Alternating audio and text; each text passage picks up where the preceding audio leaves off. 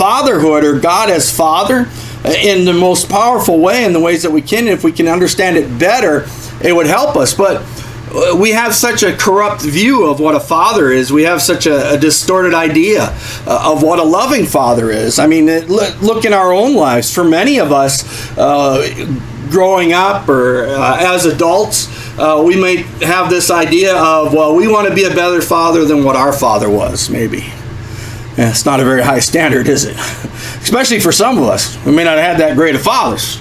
Or we have this view, or maybe for some they had a great father, it was a really godly father and everything, and they're like, well, if I can only be half as good as him, and then they never quite live up to it or something like that, and there's a lot of imbalance in ideas of father, and you think about the different days that we have, and we have Mother's Day and Father's Day that they celebrate and stuff, and of course on Mother's Day the mothers are showered with praise and what great mothers they are, and they brought people into the world. And then on Father's Day the fathers are told how bad they are and how they need to be better fathers, and they need to take care of their families better, and they need to and it tends to be a time for the church to let the fathers know they're just not doing a good enough job, and they really need to get right with God, and they need to do better.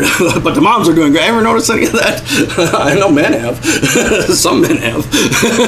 And it's a interesting idea and a strange thing we have, where it's really hard for us to understand the idea of God as Father, because we've got our own views of who our father was.